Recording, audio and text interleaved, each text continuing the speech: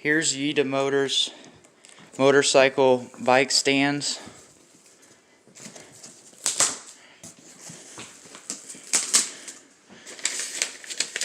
Comes with instructions.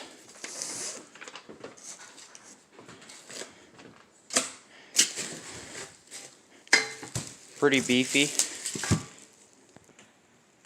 The first thing I noticed is that it's got nice hard wheels that roll easily. So that's going to really help aid getting the bike up on the stands, especially if you've got a heavier bike. Now according to the picture, it just has it slide in right here and then the bolt goes through. The bolts come already in where they're supposed to go so you don't get confused. And I noticed it's a really tight fit on the slip-on, so that way it's not all loose when you're trying to use it. And then it also uses grade 8 bolts, so it'll be nice and strong. And it looks like you're going to need a 13mm socket and an adjustable wrench, or two 13mm sockets.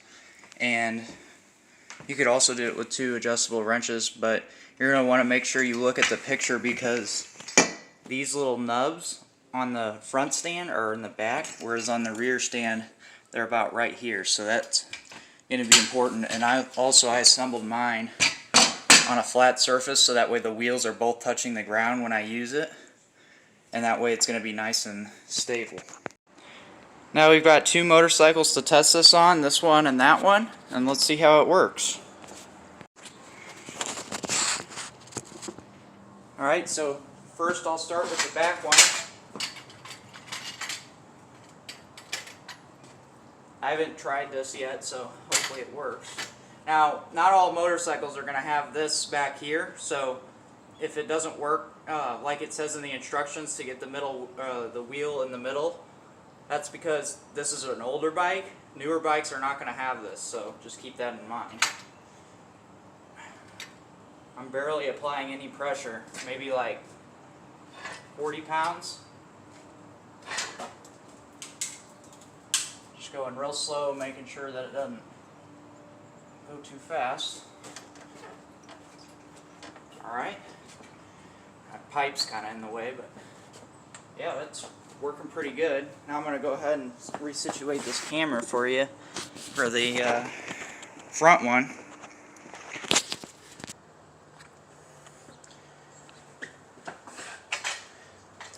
I'm not really sure how this is supposed to work for the front one, so I'm just going to go ahead and try it out and see what happens. I've never used one of these before, so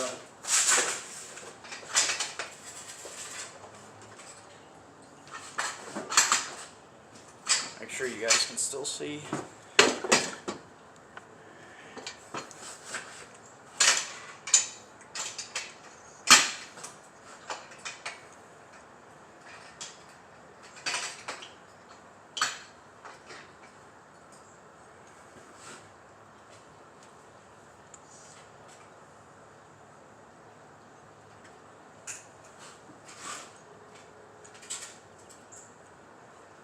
Uh-oh.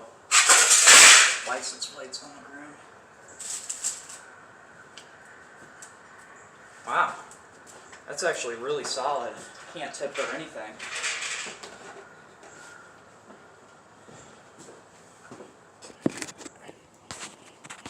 So, there's that. It's all up on there, and I have plenty of ground clearance now to change my oil pan gasket. And if I wanted to do an oil change, I could fit the oil pan tray under there. And this ain't going nowhere. I mean, it's solid. So, next test, heavier bike with wider rear end and special high-ploid gearbox. So, I'm not expecting it to work on this one, because not many bikes that you're going to be doing work on are going to have that type of gearbox. So I'm going to go ahead and get it down off of this stand. Just careful, make sure you don't go too fast.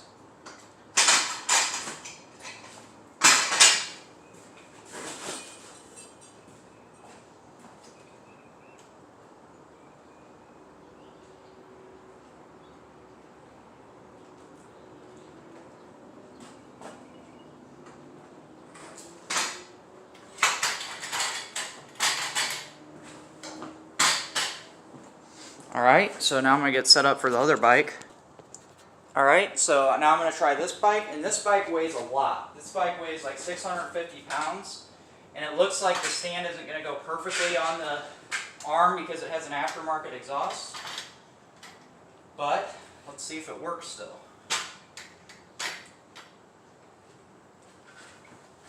Now this bike, I'm having to apply quite a bit of force to lift it up.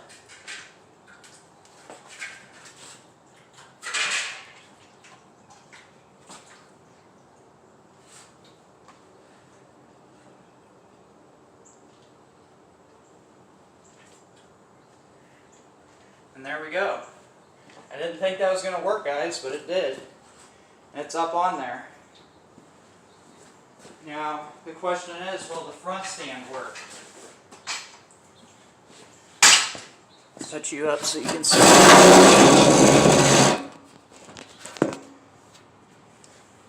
That was really heavy, so if you weigh under 100 pounds, I do not recommend that. But it is not on there properly, and it's still very solid, so definitely a win for that. And then we'll try the front on this bike. Like I said, guys, I was not expecting that to work on this, so that's pretty cool that it is somewhat universal.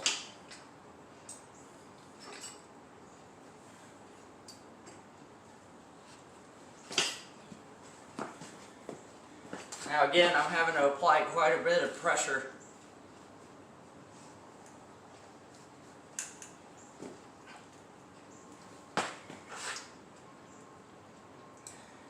And there we go. Pretty solid still, even though it's not on properly. There's no bending on the front stand.